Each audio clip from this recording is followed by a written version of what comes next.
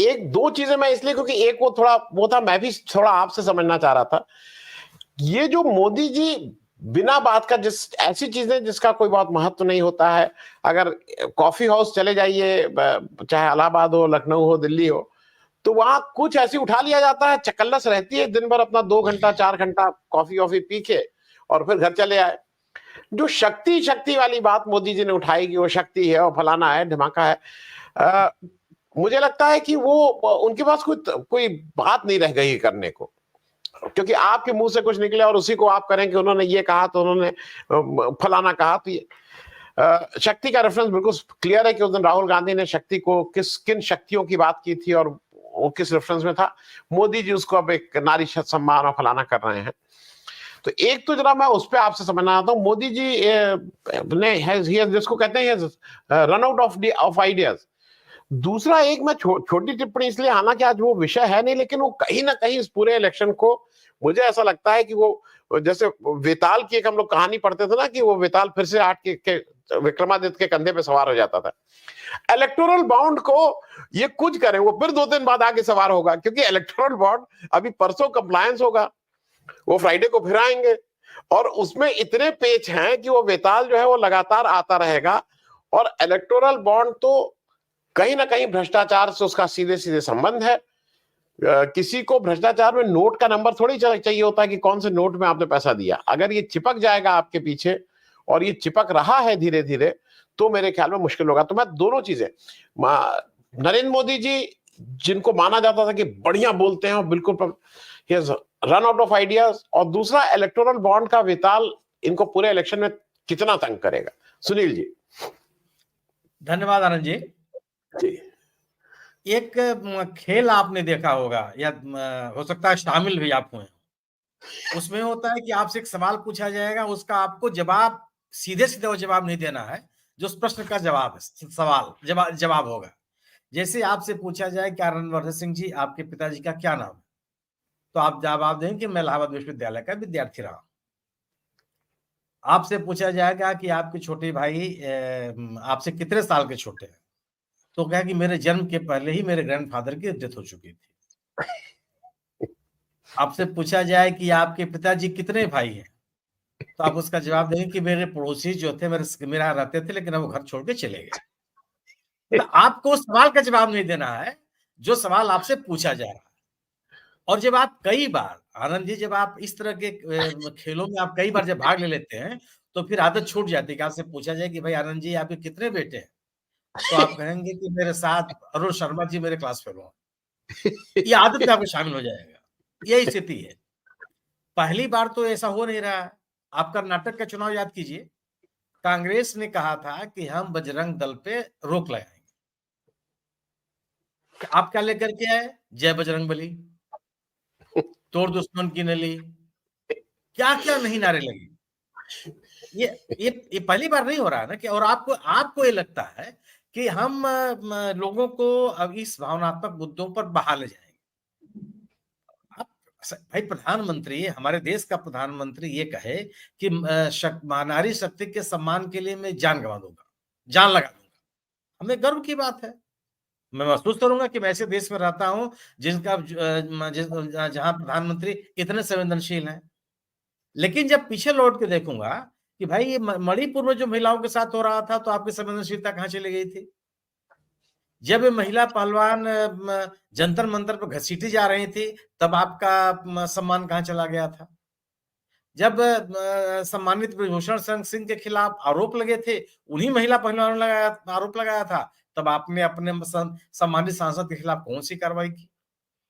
आपने कुलदीप सिंह सेंगर के खिलाफ कब कार्रवाई की? आपने हाथरस में जिस महिला को जला दिया गया, वो जो उसके दोषी थे, उनके खिलाफ आपने कौन सी कार्रवाई की, कब की? तो आपको लगता है कि बहुत बड़ा मैं गंभीर होकर के कुछ ऐसी बात करूंगा तो बस जो विषय है वो खत्म हो जाएगा। ऐसा है नहीं। हाँ ठीक है, आपकी बात सुनने के लिए कुछ लोग होते हैं, वो हैं, हम इससे इनकार नहीं कर रहे हैं। वो सुनते हैं, ताली बजाते हैं। लेकिन ये सबके समझ में आ रहा है कि आप जो कह रहे हैं वो कितना तथ्यपरक है, वह उसके प्रति आपकी प्रतिबद्धता कितनी है, कितना आप कमिटेड है उसके लिए, या केवल जबानी जमा खर्च कर रहे हैं। आपने महिला सम्मान के नाम पर नारी वंदन विधेयक आपने पारित किया। आनंद जी, आप तो शोध करते हैं, आपको पता होगा कि ये कानून कब लागू होगा, मुझे नहीं पता है। कौन किस तरह का वंदन कर रहे हैं आप? और ऐसा कानून बनते हुए मैं अपनी पत्रकारिता की उम्र में 4 दशक तक में रहा हूं, मैं पहली बार देख रहा हूं कि कोई सरकार किसी कानून बनाने के लिए विशेष सत्र बुलाती है और वो कानून लागू नहीं होता तत्काल। तो इस तरह के सोचेबाजी से बात नहीं चलती है, संभव नहीं है वो। अब इलेक्टोरल बॉन्ड की आप बात कीजिए। इलेक्टोरल बॉन्ड का अगर जिन्न जो है इतना भयानक नहीं होता तो सरकार उसको छुपाने के लिए इतना प्रयास नहीं करती।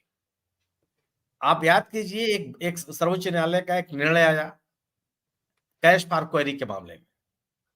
सम्मानित प्रधानमंत्री जी ने उसी समय साउथ में उनकी कहीं सभा हो रही थी, उन्होंने सर्वोच्च न्यायालय के इस निर्णय का स्वागत किया पब्लिक मीटिंग में, और ये कहा कि इस निर्णय के आने के बाद विपक्षी लोग थर-थर कांप रहे हैं। प्रधानमंत्री किसी निर्णय का स्वागत करें, हमको आपको आत्मबोध होना चाहिए कि साहब हम न्यायालय की प्रक्रिया पर भी निगाह रखते हैं। लेकिन जब इलेक्टोरल बॉन्ड के ऊपर फैसला आया तो पूरी पार्टी कुछ नहीं बोल रही है। सवाल यह है कि आप भ्रष्टाचार से मुक्त शासन देने की बात कर रहे थे, एक पारदर्शी अर्थव्यवस्था देने की बात कर रहे थे। आपने यह कहा था कि न खाएंगे न खाने देंगे। आपने कहा था कि सरकार की नीतियों पर कोई दबाव नहीं बना सकता। हुआ क्या? जब यह इलेक्टोरल बॉन्ड आया तो आपके साफ सुथरे राजनीति का पूरी तरह से खंड-खंड हो गया। पूरा का पूरा महल धराशायी हो गया कि किस तरह से आपने बांह ऐंठ करके लोगों से पैसा वसूल किया है।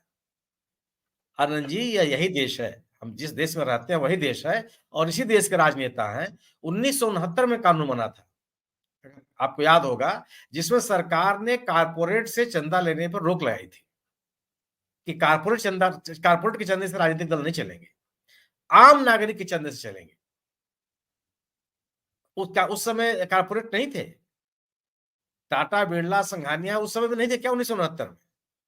क्या इस देश के पूंजीपतियों ने, उद्योगपतियों ने आजादी की लड़ाई में योगदान किया था?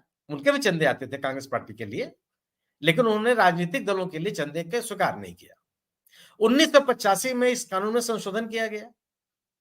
इसी देश के राजनेता थे, इसी देश की वो राजनीतिक पार्टियों ने इस कानून को बनाया जिसके ऊपर आप भ्रष्टाचार में लिप्त होने का आरोप लगाते हैं, परिवारवाद का आरोप लगाते हैं, केवल भ्रष्टाचारियों को पनाह देने का आरोप लगाते हैं। उन्होंने क्या कानून बनाया कि कारपोरेट चंदा तो दे सकते हैं, लेकिन अगर कम से कम लगातार 3 साल तक फायदे में हो और अपने फायदे का 7.5% अधिकतम, इससे अधिक को नहीं दे सकते।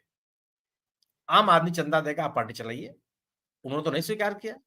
1985 में तो ऐसा नहीं था कि औद्योगिक विकास इस देश में न हुआ हो, नए-नए उद्योग न खुले हों, नए-नए पूंजीपति न सामने आ गए हों।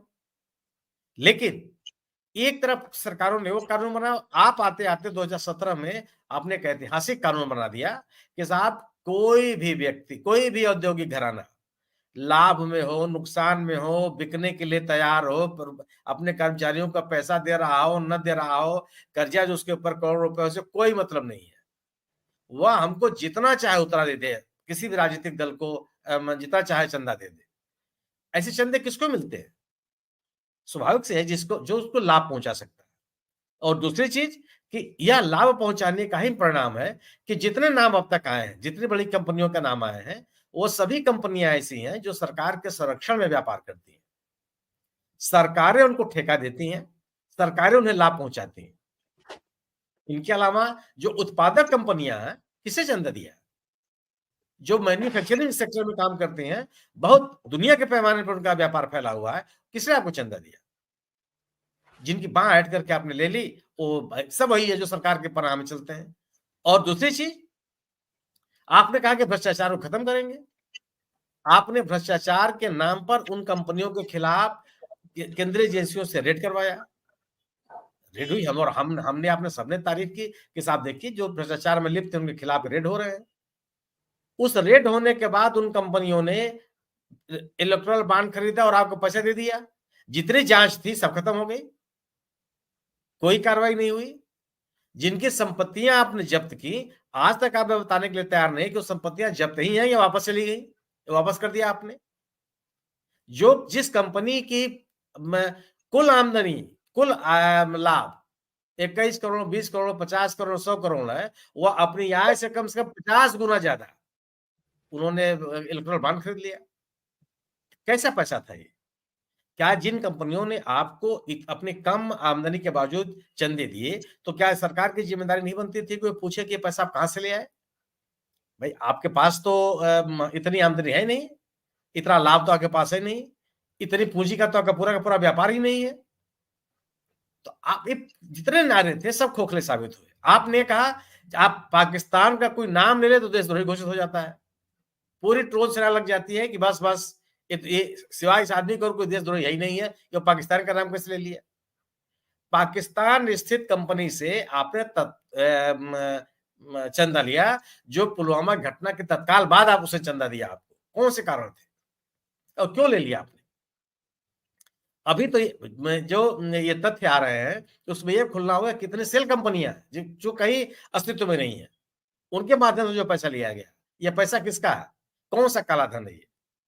और आप होता है ना जब एक हम लोग यहाँ बड़ी भदेश कहावत है कि चतुर आदमी 2 बार धोखा खाता है। जैसे कि एक आदमी है, उसके पैर में मैला लग गया, तो जो बहुत सामान्य व्यक्ति होता है वो सूंघ कर कहता है कि कुछ मैला लग गया, पैर धो लेता है। एक विद्वान होता है वो चेक कर पता करता है कि ये मैला है। आपने इसको रोकने के लिए इतने पाखंड किए कि उतनी ही चर्चाएं होने लगी। आप अगर आप पाक साफ होते तो जिस दिन सर्वोच्च न्यायालय का आदेश आया उसी दिन आप स्टेट बैंक को कहते कि इस आदेश का तत्काल पालन होना चाहिए। लेकिन नहीं, आप उस कानून के पक्ष में खड़े दिखाई पड़े जिस कानून को देश देश के सर्वोच्च न्यायालय ने असंवैधानिक, गैर कानूनी, मनमाना, अपारदर्शी और काले धन को बढ़ावा देने वाला कहा था।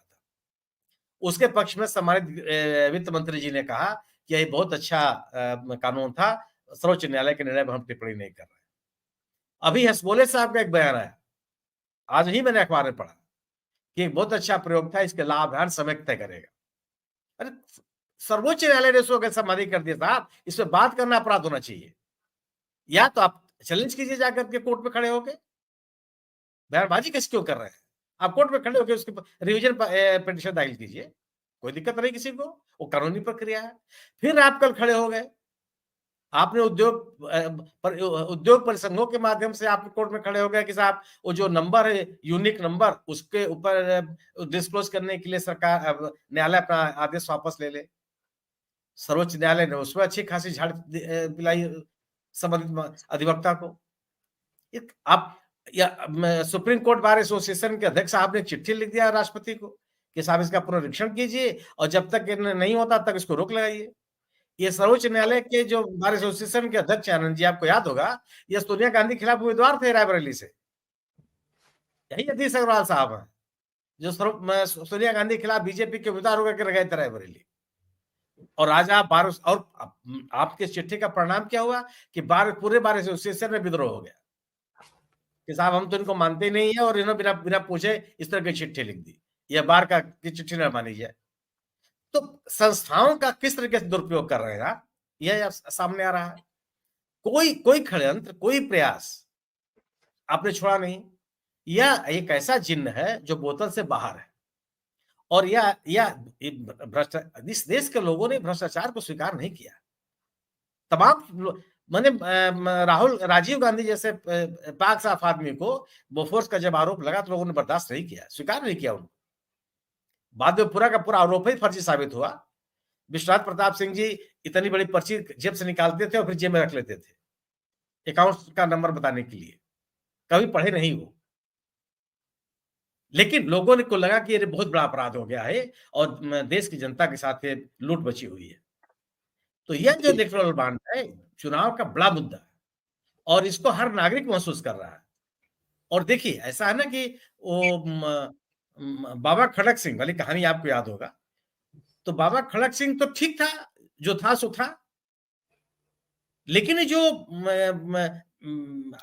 शंकराचार्य बनकर के लुटेरे साबित होना है, वो बाबा खड़क सिंह नहीं थे, वो डाकू खड़क सिंह थे। बाबा डाकू खड़क सिंह, डाकू खड़क बाबा सिंह, बाबा भारती की कहानी थी, हार की बाबा जीत। भारती थे वो डाकू खड़क सिंह। हार तो की डाकू जीत। खड़क सिंह तो घोषित था भाई डाकू खड़क सिंह है। लेकिन अगर वही डाकू खड़क सिंह की भूमिका में बाबा भारती होते तो क्या कल्पना कर लीजिए कहानी का स्वरूप क्या होता। दोनों को बदल दीजिए आप, तब ये कहानी कितनी विकराल होती भाई। उस कहानी के अनुसार हार की जीत, उस कहानी के अनुसार तो भाई दोनों के कैरेक्टर निर्धारित है, एक अलग तरह का संदेश जाता है। लेकिन आप दोनों चरित्र को बदल दीजिए, नाम वही रखिए, नाम रख करके उनके करतूत को बदल दीजिए। आप सोचिए समाज कहां जाता। आज यही हो रहा है कि बाबा भारती बाबा खड़क सिंह हो गए, डाकू खड़क सिंह हो गए। कहां ये जा करके बात ठहरती है कि जिसको हम साधु समझ रहे हैं, जो नाम लेकर के साधु बना हुआ है, और है कैसा व्यक्ति। यह इलेक्टोरल बॉन्ड का मसला यह है जी या और निश्चित रूप से किसी भी संवेदनशील समाज को इस पे गंभीर होना चाहिए। जी स्टेट बैंक कर क्या रहा है साहब, हरीश साल्वे जैसे एक बड़े वकील को खड़ा किया। हरीश साल्वे की कौन चेयरमैन की तनख्वाह से कट रहा है उनकी फीस, की एमडी की तनख्वाह से कट रही है? किसका पैसा है ये गेहूं बेच के लाए हैं चेयरमैन और एमडी, जिससे उनकी फीस दे रहे हैं। और आप जनता के हित में सार्वजनिक धन का हिसाब न देना पड़े, इसके लिए आप इतना पाखंड रच रहे हैं। जनता को निश्चित रूप से ये बहुत ही गंभीर विषय है, और अच्छी बात यह है कि इस गंभीरता को लोग महसूस भी कर रहे हैं। इस जवाबदेही से सरकार बच नहीं सकती। फिर वही है कि जब आप पूछेंगे उनसे कि ये इलेक्टोरल बॉन्ड का मसला क्या है, तो ये बताएंगे कि साउथ अफ्रीका अफ्रीकन कंट्रीज के एकता के लिए हमने बहुत बड़ा काम किया। जी